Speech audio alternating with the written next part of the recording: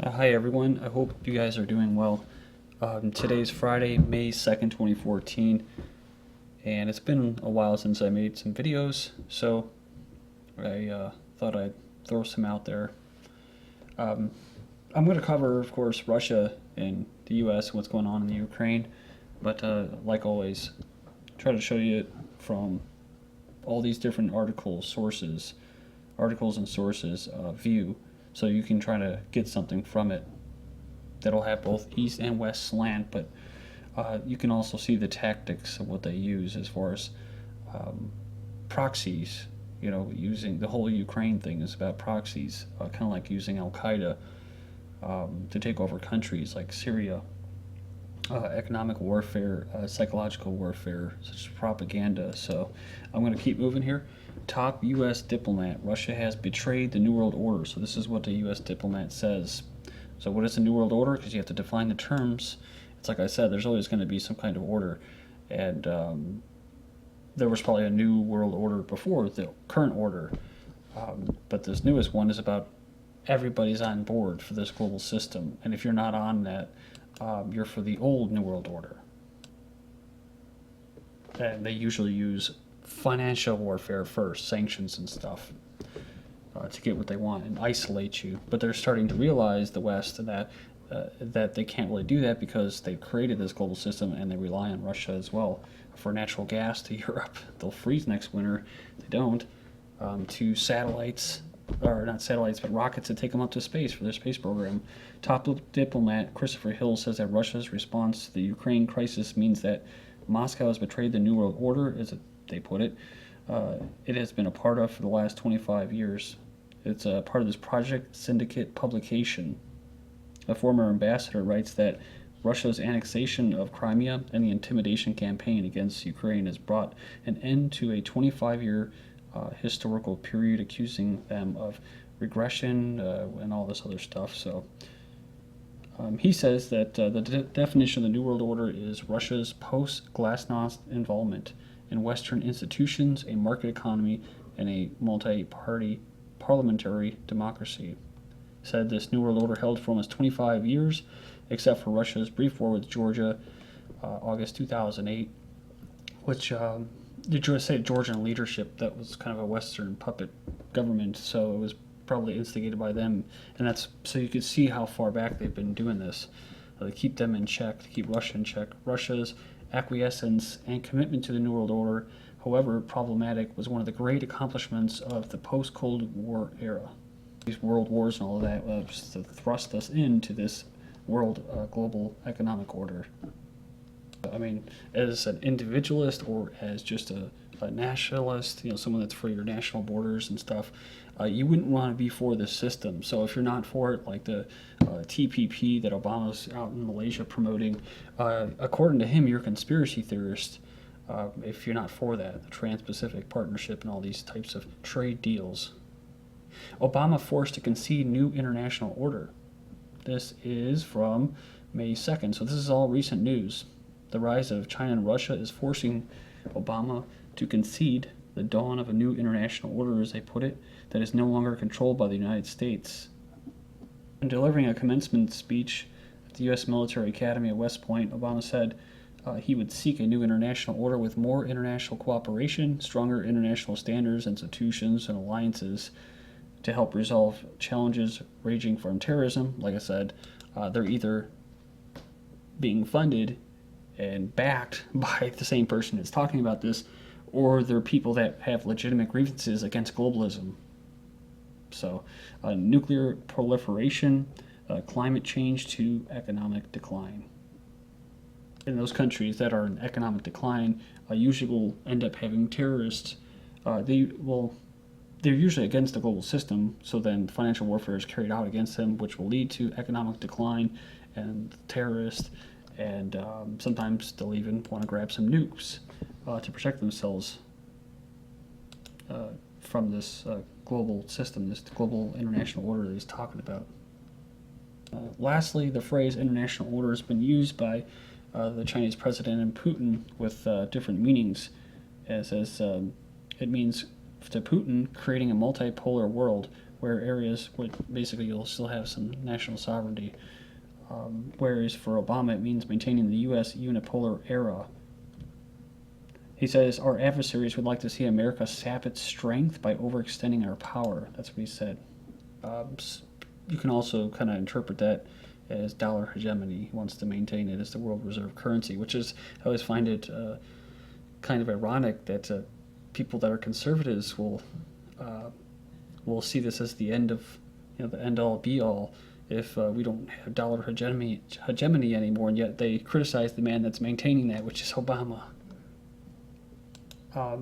Dutch MP Geert Wilders says that EU cares about expansion and not Ukraine. So he has an interesting reasoning for this.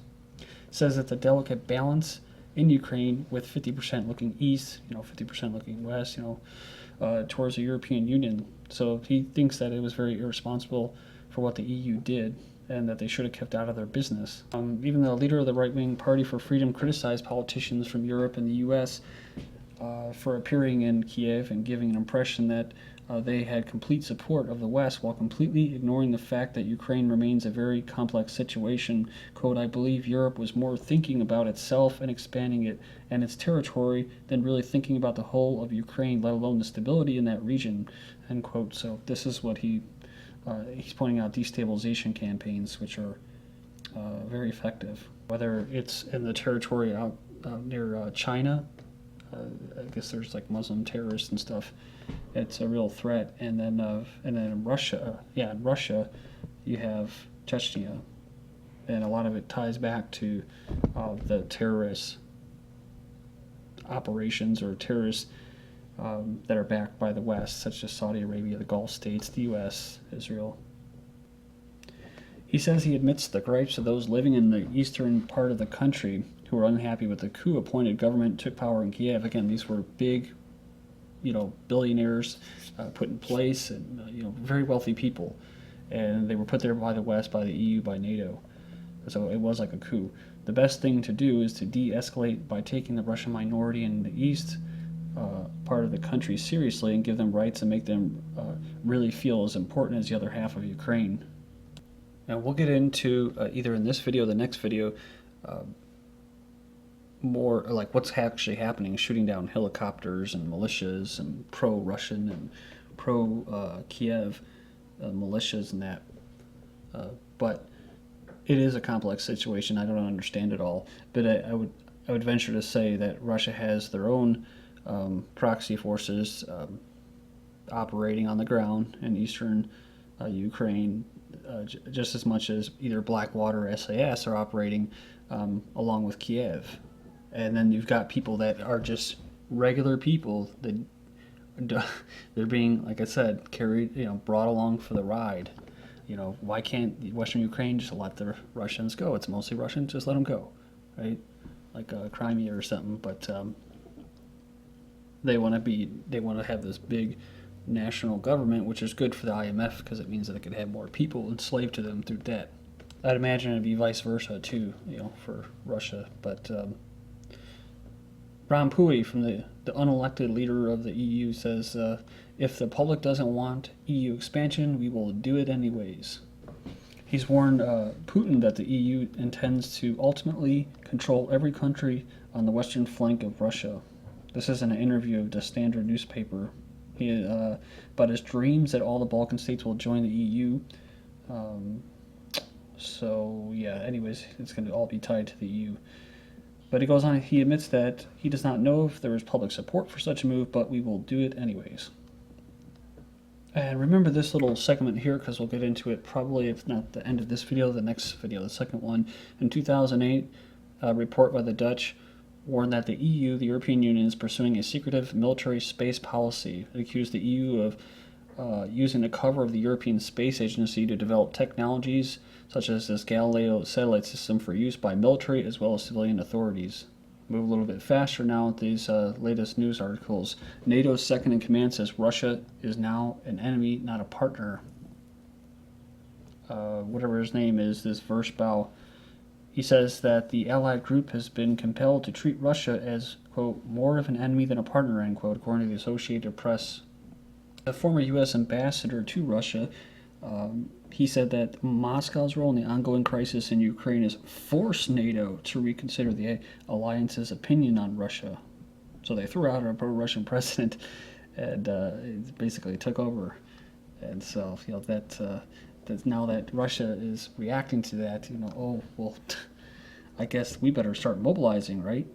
Ukraine has forced NATO to reconsider the alliance's opinion on Russia, and the additional troops may soon be mobilized to the region as tensions worsen. So they're not making them worse by doing that. The Western-backed Ukrainian army is on full alert. The president admits the East is beyond control due to the threat of Russian invasion. That's in quotes, says the Ukraine's acting president. I'm going back to the real threat that Russia would unleash a continental war against Ukraine, he says. Then you have Ukraine reinstates conscription as crisis deepens. He reinstated military conscription to deal with the deteriorating security in the east of the country. Next up, we have Ukrainian troops begin special operation against pro-autonomy activists in the eastern town of Slavyansk. The city is now blockaded by the Ukrainian military, with 20 helicopters reportedly deployed to crack down on self-defense forces. Then, like I said, the latest is 2 helicopters have actually been shot down by these militias or self-defense forces. Elite German Special Forces unit ready to storm this town or city to release observers. So these are some crack troops, 1,100 well-trained, highly skilled soldiers handpicked from the army and police. So they've been put on high alert. From April 22nd, U.S. troops head to Poland and Baltics to, quote, reassure allies. 600 troops to Poland. And part of the region is Lithuania as well. Then Estonia. Estonian air base turns into second NATO Baltic states hub. NATO is preparing to meet any threat that might arise as it turns Estonia's air base into the Baltic states' second hub for the alliance in reaction to the events in Ukraine. Then we have NATO to patrol skies over Eastern Europe. This was from March 11th, so it's not real news, but it's all tying together. So NATO on Monday announced it would begin surveillance flights over Romania and Poland to better keep tabs on the security situation. Just keeping tabs. They're just sitting back, not having any part of the, quote, crisis, right?